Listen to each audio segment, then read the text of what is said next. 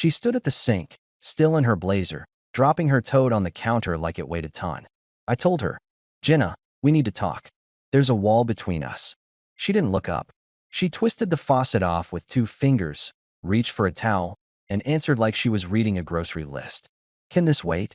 I'm wiped." "It's been waiting for 2 months," I replied. "You sleep facing the edge of the bed. You leave before I wake up. You touch your phone more than you touch me." She flicked a glance over her shoulder. "Drama's not attractive, Mark." "I'm not selling tickets," I said. "I'm asking where my wife went." She smirked without smiling. "Maybe try flowers. Or plan something. Something not about you. I planned dinner last week. You canceled. Twice. Clients. Deadlines. You know, real life." "It's our life," I said. She turned, folded the towel, set it down too neatly. "I'm taking a shower." She walked past me like I was an end table. The bathroom door thudded. Steam started. In the mirror over the sink, my face looked like a guy who'd kept calm for too long. I wanted to believe it was a phase, a bad quarter, something fixable with a weekend away. If I'd known where it was headed, I would have saved my breath and my receipts. I put the kettle on and stared at the 4 magnets on the fridge, one from Lake George, one from Sedona, two from little towns we'd wandered through before life became a calendar invite. I texted her, even though she was 10 feet away. "I booked Friday at Rocco's. 7 p.m. Just us." The bubbles hissed. She didn't respond. The first reply came the next morning from her work phone. "Friday doesn't work. Push to Monday." I wrote, "Monday then. Not optional." 3 dots showed up. Then nothing. I didn't nag. I did what I do best. I made a decision with a deadline. Monday, I'd put it on the table again. If she stonewalled, I'd change the rules. When Monday came, she walked into the kitchen adjusting a cufflink bracelet, eyes on her screen. "Can we do takeout?" she asked. "I'm buried." "Sit," I told her. 10 minutes. "Then I'll carry this week any way you need." She pulled a stool back. "Make it 5. "Okay," I said. 5 it is." "Start," she said, tugging her sleeve. "We're not okay." "Define okay." "You've stopped reaching for me. You speak to me like a coworker you don't like. If something's wrong, tell me. If you're checked out, say that too." Her phone lit up. She flipped it face down. "You always jump to extremes." I leaned on the island. "I'm too old for games." "You're also too serious for a Tuesday," she shot back. "This mood, it's suffocating." "Then open a window," I said. "I booked us a cabin by the lake next month. 3 days. No laptops." She laughed, quick and joyless. "You booked something without asking me. I'm your husband, not your pen pal." "Cancel it," she said. "I have a conference that weekend." "You sure you want to make that your answer?" I asked. She pushed from the stool. "Make your own plans, Mark." "I just did," I said, and let her walk out.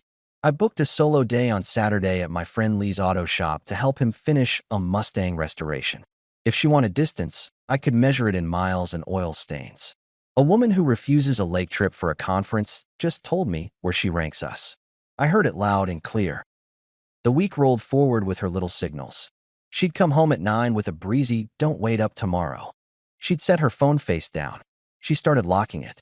On the third Thursday, she returned in a new dress I didn't recognize, smelling like a perfume she never wore at home. "Nice dress," I said.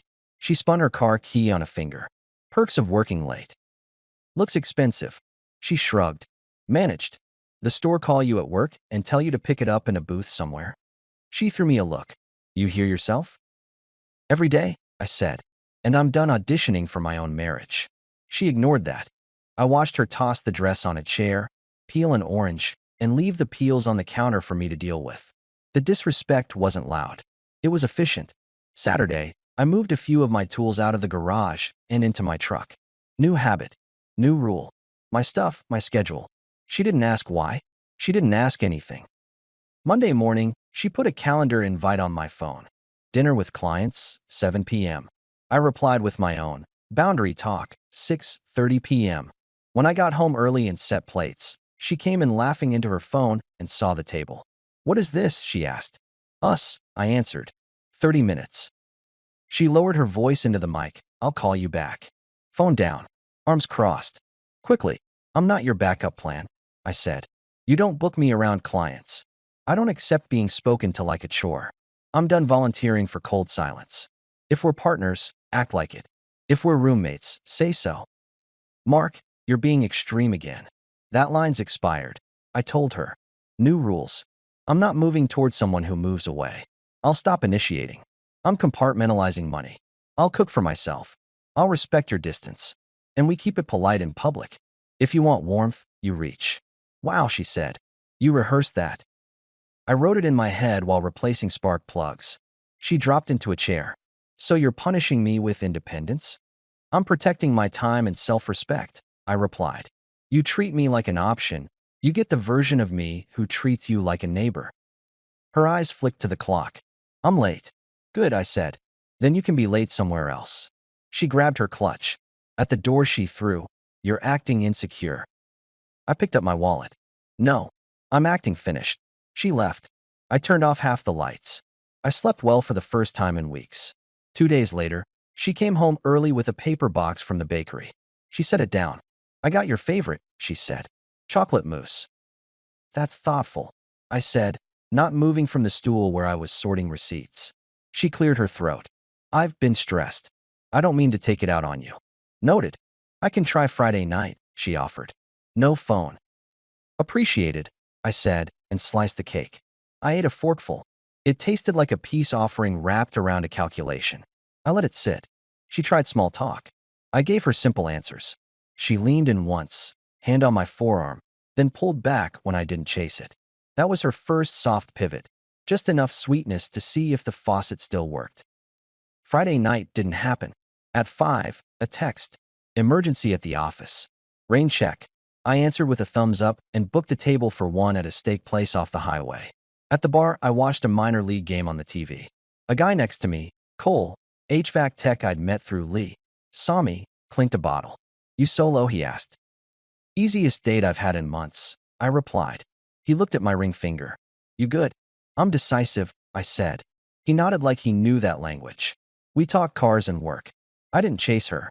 I didn't text where are yous. I paid my bill and drove home with the radio low. Her car wasn't in the driveway.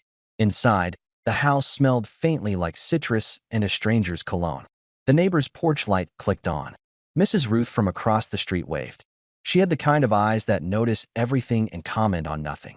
We crossed paths at breakfast the next morning. She looked bright, new blowout, weekend bag by the door. You going somewhere? I asked. Yoga retreat, she said quickly. Mountains. No service.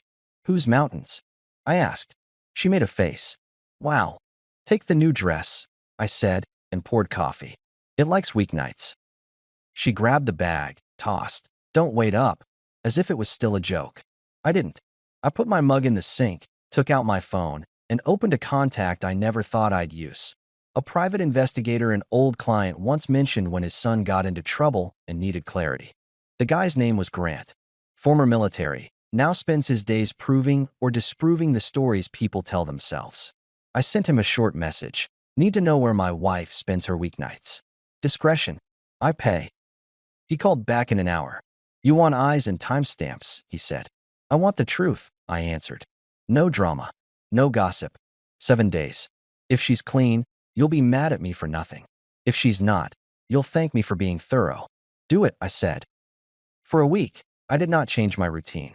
I woke up at 5. I went to the job site. I led my crew on a kitchen remodel and a deck. The guys, Mateo, whose jokes come with a wink, Randall, who keeps spreadsheets in his head, noticed I was quieter, more precise. You okay, boss? Mateo asked, rasping a board smooth. I'm focused, I said. Evenings I went to Lee's shop, put in 2 hours on the Mustang, cleaned tools like I was blessing them. Jenna's texts were short. Home late. Don't wait. Busy. I gave her thumbs ups and one-word acknowledgments. At work, Denise from accounting stopped by my desk. You look like you slept, she said. I upgraded my mattress, I replied. On day 6, Grant sent me a message. It was a photo. Jenna at a corner table in a restaurant I recognized, leaning into a man with barber fresh hair and a watch he wanted people to see. Another photo. Her walking with him into an apartment building where the doorman lifted a lid without being asked. Third photo. My driveway. Late afternoon Thursday. Her laughing as that same man slipped inside our house while my truck was parked at the job site. Timestamped. Precision. No captions. Grant didn't editorialize. He didn't have to. The next day, a folder landed in my inbox. Times, places, routes. I scrolled once. That was enough. The respect died quiet. I didn't cry, didn't pace, didn't throw. I sat at the kitchen table, my hands flat, and I did what you do when a structure fails inspection. You tag it, you budget the demolition, you salvage what's worth salvage, and you schedule the dump run. I called my buddy Hal, who runs payroll for our company. Hypothetical, I said. If a man wanted to untangle joint accounts quickly and cleanly, how would he schedule transfers? Hal's voice dropped. You're sure? I'm disciplined. Then keep it simple, he said. House is in both names. Yep. Rafai out of the question? Unnecessary. I'm exiting. Then separate operating budgets now. No drama. Set up a new checking for your income. Stop covering discretionary that isn't yours. Be factual in your memo. You know the drill. I do, I said. I typed an email that afternoon setting new household rules. Shared bills would be paid from the joint, nothing more. Personal spends were personal. Food would be bought separately. I attached a color-coded sheet. No anger, just numbers. I CC'd it to both our emails and printed a copy on the counter like an invoice to reality. At dinner, she walked in, saw the paper, frowned. What's this? She asked. A budget, I said. Friendlier than I should be. Her jaw tilted. This is controlling. This is accounting, I replied. You want independence, you have it. With independence comes responsibility. She crossed her arms. So you're punishing me because I'm busy. I took a sip of water. I'm correcting an imbalance. If she noticed the files open on my laptop behind me, the ones with folder names like asset breakdown and storage unit, she didn't comment. Or she saw them and thought I was bluffing. People see what comforts them. 2 days later, she softened again, second pivot. She came into the garage while I was labeling boxes with a black marker. I've been thinking, she started. Maybe we take that lake weekend you mentioned. I can move the conference. I capped the marker. Now. I hate tension, she said. I miss when we were easy. Easy is earned, I told her. Also, I booked my time. With who? She asked. Lee. Mustang overhaul. We're pulling the engine Saturday. So you'd rather spend the weekend with a car than with me? She pressed, stepping closer. I set the marker down. I'd rather spend the weekend with respect. She exhaled, reached for my arm, and let her hand rest. Can we reset? I met her eyes. There was a wet shine in them. It looked like sincerity if you ignored the timestamps. We can be civil, I said. That's my reset. She lifted her hand slowly. She left the garage. 30 minutes later, I got a text. Staying at Dana's tonight. I need space. Dana is her co-worker who thinks men are training projects. I smiled at the wall. Grant had included a photo of Dana's building 2 days ago. It had a different address. I booked an appointment with a mediator the next morning. Not a fight, a process. I also rented a small storage unit by the highway and bought packing tape. I told no one except Cole and Lee.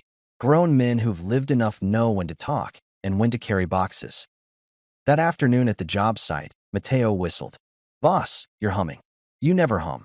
Engine day tomorrow, I said. You're good, right? He pressed.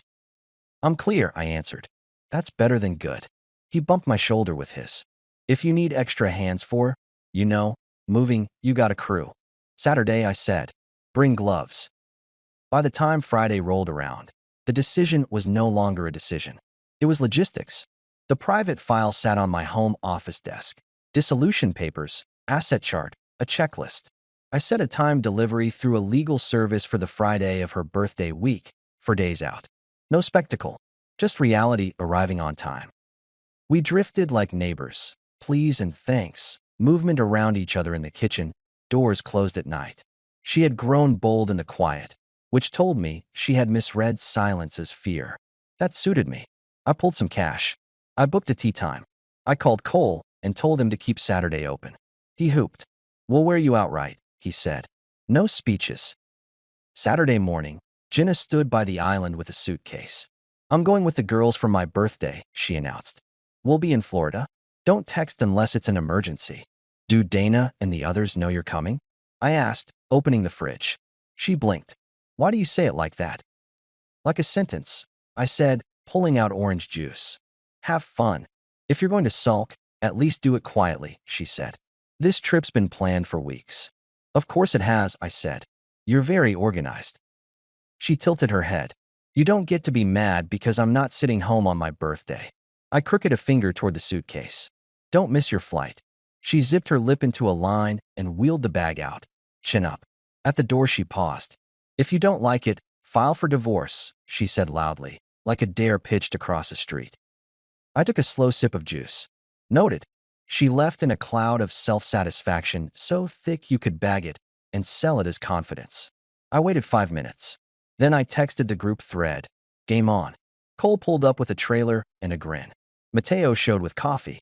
Denise and her husband dropped off a dozen flat-pack boxes. They'd been through their own winter last year and understood the steps. We cleared the closet, folded what was hers into suitcases, labeled Jenna, bedroom, Jenna, bath, Jenna, office. I took nothing of hers that wasn't clearly hers. We were machines. By noon, the storage unit hummed with zipper sounds. I changed the garage code to something new. I closed the joint credit card. I moved my direct deposit. I left the shared utilities alone. Humanity matters even when respect doesn't. Cole leaned on the truck bed. You good? He asked. I'm not celebrating, I said. I'm adjusting. He pointed 2 fingers at me like a salute. That's why you'll be fine. We grilled that night at Lee's place. Nothing heroic. Burgers, some music nobody argued about. The Mustang shining with new hoses. I wasn't trying to look strong. I was doing what strong people do, acting like my decisions had already happened. Her week away turned into my week in motion. Paperwork finalized with signatures on my side. The legal service confirmed delivery arranged for Friday morning. I booked a cleaner. I had the locks rekeyed on the side door after she left, not to keep her out, but to make the symbol clear to myself. We're not on the same team. She posted a photo from Girls' Brunch with a margarita and a caption about self-care. People I didn't know wrote heart emojis. I didn't comment. I went golfing with Cole and Randall. They were terrible and loud. I let myself laugh at the sight of 2 grown men arguing over a lost ball like it mattered. Thursday night, I sat on my couch and watched a documentary with the sound up. The house felt like a house again, solid, predictable. I slept. Friday came quick. The service pinged me. Documents delivered. I replied with a simple, received. I set the folder on the kitchen table and clipped a note on top. Sign when you're ready. Your belongings are in the primary bedroom, packed. The storage unit key is on the counter. I'll be at Lee's if you need to drop the key later. M. I didn't dress the table with drama. I didn't arrange the photographs like a gallery. I slid a few prints under the first page, time-stamped, factual. She could look or not. The point wasn't theater. It was the end of permission. By late afternoon, I lay on the couch, game on. My phone face down on the coffee table, not because I had secrets, but because I liked the silence. The garage door hummed. Front door opened. Heels clicked a rhythm of I'm back. She came into the living room in travel clothes, skin kissed by a sun I didn't see, rolling that suitcase like a victory lap. Hello, she said, wide smile, voice too loud. Your wife is home from her vacation. Going to act excited or what? I tapped the remote. The sound dipped. I let half a beat pass. Why'd you come back? I asked flatly. The airport forget to keep you? She stopped. The smile stalled. Excuse me. Right, I said. I forgot. Papers are on the table. Your bags are in the bedroom. You can go now. That line hit her like a light cutting. She stood very still, then moved to the table. She picked up the first page. I watched her eyes track lines. She flipped. She saw the photos. The bravado drained out of her posture like someone pulled a plug. Pride went first. Then the little practiced smirk. Finally the noise. She looked at me. Nothing came out. She looked back down. She didn't accuse. Didn't spin. Didn't run a speech about how I misunderstood. She understood everything. She understood the sequence, the week away, the silent man who stopped asking. She set the paper down carefully, like it might break. Your suitcase is in the bedroom, I repeated. Key to the storage units on the counter. Don't forget it. She swallowed. I don't like seeing people small, even when they earned it. But I respected the moment by not filling it. She went down the hall. I heard zippers, drawers sliding. I didn't get up. She made 3 trips to the car without looking at me. On the last one, she grabbed the storage key, paused at the threshold like a swimmer looking at cold water, then left. The house settled behind her. I exhaled once, because breath belongs to whoever stays.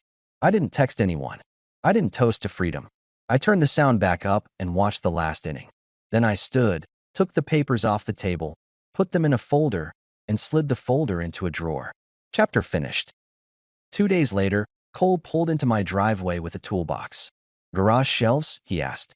"Garage shelves," I said. We put up a clean row.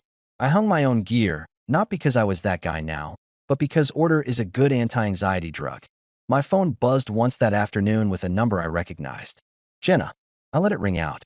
She didn't try again. She didn't show up. People think speeches fix facts. They don't. A week after that, I bought a used F-150 in good shape from a guy moving to the city. Paperwork done in an hour, no nonsense, no finance office, protection packages. I drove it to the hardware store, grabbed what I needed, and went home like I'd always done it alone. Denise invited me to a cookout with her and her husband's circle. Real adults, normal conversation about mortgages and teenagers who leave lights on. A woman named Claire laughed at my description of the Mustang's stubborn alternator. She had surgeon's hands and a dry humor that made me feel like I wasn't auditioning. We exchanged numbers without ceremony. No promises, just a normal beginning. Work clicked. We finished the deck early. The client, a gruff retired teacher, shook my hand like he meant it. "Your crew shows up on time," he said. "That's rare. We show up for ourselves first," I told him. A month passed. The paperwork returned with her signature the way a package returns when it's addressed wrong. My lawyer, basic, efficient, handled the filing and the logistics. No courtroom, no drama. The mediator sent a closing email. All items resolved. I clicked archive. I heard about Jenna once through the neighborhood radio. Ruth across the street chatting with someone on her porch. Not gossip, just data drifting. She moved into an apartment near downtown. Short lease. She's not around much. Translation.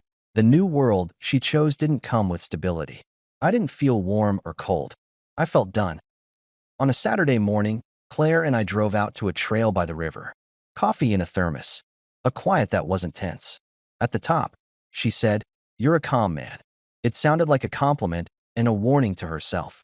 "I'm a man who likes clear lines," I replied. "Then draw them for me," she said, and smiled. "I don't chase," I told her. "I match what I get." "I can work with that," she answered. We walked back down, not in a rush. When I dropped her off, she touched my arm, not as a test, not as a crumb, but as a simple human gesture. I nodded. It felt like a normal day because it was. At home, I pulled the Mustang out into the sun. Lee came by with fresh plugs. Cole showed up with a cooler and a bad hat. We tuned the idle and tightened clamps. Nobody made speeches. Nobody toasted to anything. We just kept our hands busy and our words simple. Ruth waved from her porch. "New shelves look good," she called. "They're level," I said. "Like you," she answered, and went back to her book. For once, the house didn't feel like a waiting room. It felt like mine. There's a difference between leaving and being left. I'll take the first one every time. In the end, the loudest thing I did was close a door. And the last words I gave her were the cleanest ones I had. "Why'd you come back?" Everything after that was logistics, friends with their sleeves up, a truck that starts on the first turn, a woman who calls when she says she will, a job that rewards people who show up, and a silence that isn't punishment. That's not a miracle. That's a man refusing to be an option. That's me.